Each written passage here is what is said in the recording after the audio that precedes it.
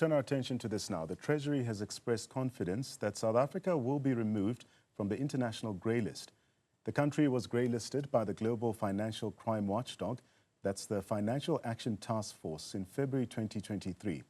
Now, this was over a lack of compliance with international standards around prevention of money laundering and the financing of terror. For a reaction on this, I am joined by Dr. Azar Jammine, who's the Director-in-Chief Economist at Econometrix. Dr. Jammine, good to have you on the program this evening. Firstly, what does it mean in practical terms that South Africa has completed its FATF action plan?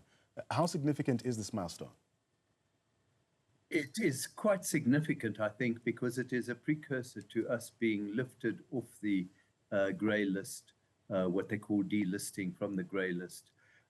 In the build-up to grey listing in February 2023, this Financial Asset Task Force that is tasked with trying to get countries to abide by rules that prevent money laundering and financing of terrorism and the like, had found South Africa's institutional framework was really very loose and not conducive towards fighting money laundering and financing of terrorism.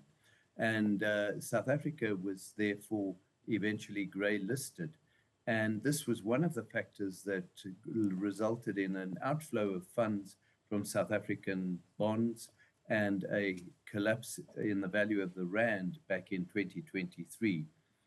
There were other factors as well, some geopolitical factors and South Africa's dalliance with Russia at the time, etc. But the removal from the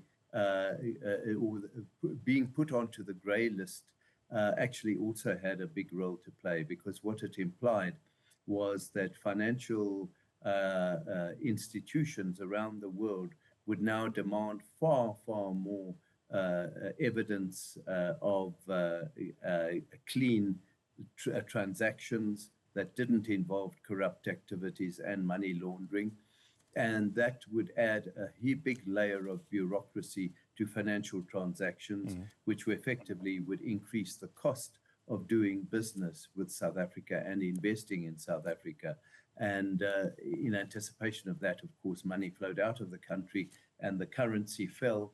And that, of course, meant higher inflation and the fact that interest rates could not come down. Now we are facing the possibility of a reversal of that situation. Back in the Financial Asset Task Force does research on countries about every 4 months. The last one was in February, and we were told that 21 out of the 22 conditions that we were asked to abide by had been fulfilled. There was just one relating to financing of terrorism and taking action to prosecute people found or guilty of money laundering that needed to be addressed. And now the latest release from Treasury suggests that the Financial Asset Task Force, which is based in Paris, it's an international body, had actually agreed that it looked like South Africa had abided by the final rule that was necessary for it to be delisted from the grey listing. But they said they are going to send a task force here to do some research to see on the ground whether this is the fact. And if it is the fact, then there is a good chance that by October, when the Financial Asset Task Force does its new research on South Africa, that we will be delisted and taken off the grey listing. And in anticipation of this, one could well see just that little bit of extra strength in the value of the rand and an extra willingness of international investors to buy into South African bonds, which then contributes towards their interest rates being that much lower and reduces the cost of borrowing for the government. So it is a favorable situation and that's why I think the Treasury was very keen to announce it. You call it a favorable situation, Dr. Jammine, but safe to say that the grey listing had reputational and financial consequences. We have seen measurable impacts, especially in capital flows or investor confidence since being grey listed in 2023. Maybe let's speak more to this aspect, expand a bit on this.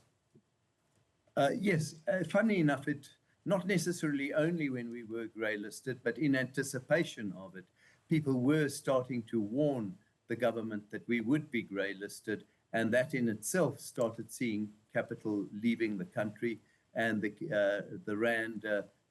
As I said, there were other factors also that contributed to it, but this was one factor that led to the rand blowing out to almost 20 rand to the dollar back in 2023. And the opposite now stands to be the case, and people have become a little more optimistic about our removal from the grey listing. And that is, I suppose, one of the, again, many factors that have contributed to the rand rallying back to below 18 rand to the dollar. And that's good news because it also means that inflationary pressures can remain subdued, and there's increased chance of interest rates being reduced further by the Reserve Bank. Which of the 22 action items, from what we've gathered, pose the most significant difficulty for South Africa? And how were those hurdles eventually overcome, from what we know? Yeah, one of the most difficult ones is prosecution of people found guilty of corruption and money laundering.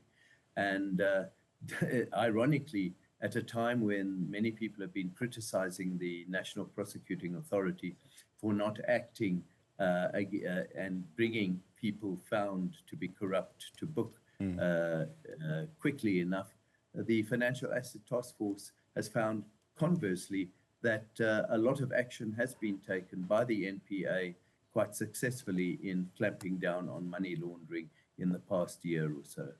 But there is still this study. They're going to come and visit the country, so it's not all cut and dried yet. But on the whole, it is relatively positive news. But some analysts are arguing that even after exiting the grey list, reputational damage still does linger. How long might it take then for trust to fully recover, especially among international investors? Oh, I think that issue of trust is a huge thing and doesn't relate only to the Financial Asset Task Force and whether we're grey listed or not.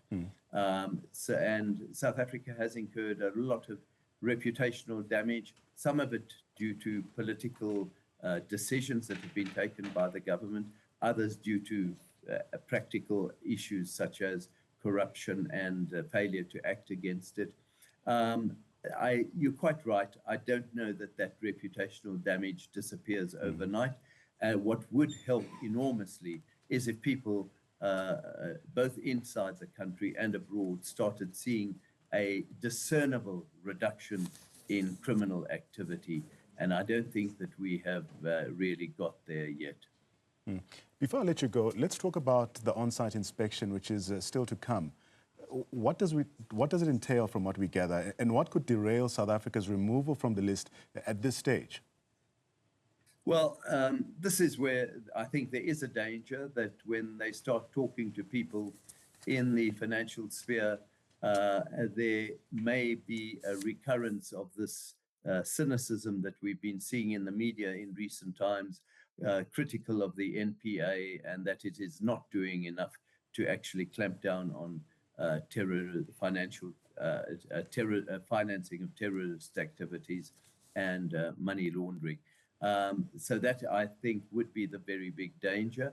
I suppose what these online research programs do or involve is a whole lot of interviews with connected people who would be able to provide feedback as to whether action is being taken or not.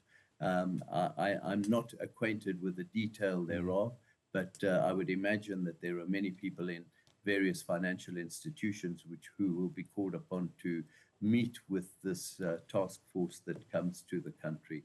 And I think the decision on whether to remove us from grey listing will only emerge after that visit is completed.